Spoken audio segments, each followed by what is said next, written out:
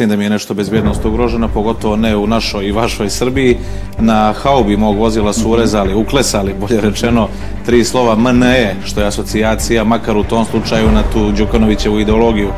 S druge strane, auto je izgrebano sa svih strana i pričinjena je znatna šteta. Međutim, meni nije toliko stalo do aute i do štete automobila, i budala će uvijek biti, ali mi je žao što se u našoj Srbiji nalaze takvi ljudi, ostrašćeni milogorci ili anti-Srbi, kako god ih nazvali, i kako se oni slobodno šetaju po Beogradu i svuda okolo, do te mjere da se mi, koji smo kao predstavnici srpskog naroda ili kao srpski političari Crne Gore, osjećamo ugroženo baš u Srbiji.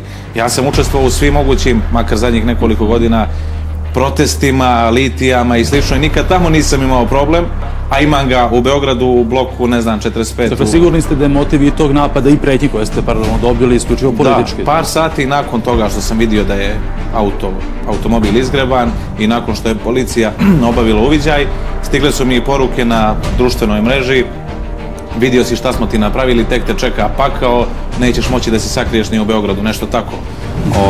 Da li je to sad bila slučajnost, da li je to neki anonimni junak onako htio sebi malo da da na značaju, ne znam, ali definitivno je da se ne osjećamo lagodno u našem Beogradu i zaista očekujem da će policija i snage reda ubrzo uhvatiti počinioca i osuditi ga.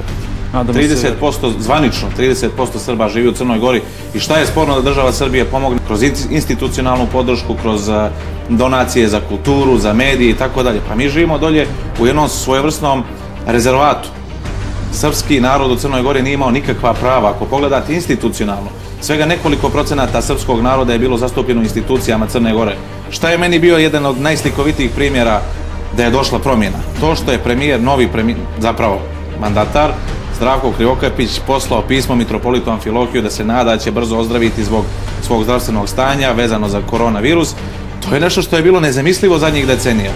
Dakle, mi smo od strane vlasti mogli samo da čujemo pljuvačinu, mržnju prema srpskom narodu, mržnju prema srpskoj crkvi, i dobro je što se u tom pravcu mijenjaju stvari. Dakle, ključna stvar, čišćenje biračkih spiskova, tih fantomskih birača, priprema za popis stanovništva, priprema za nove izbore, borba protiv kriminala i korupcije, i konačno želja da Crna Gora postane jedna dosadna država iz koje neće stalno dolaziti neke vijesti, tenzije, mržnja i bilo kako bilo, samo da postane dosadna i da počnemo normalno da živimo.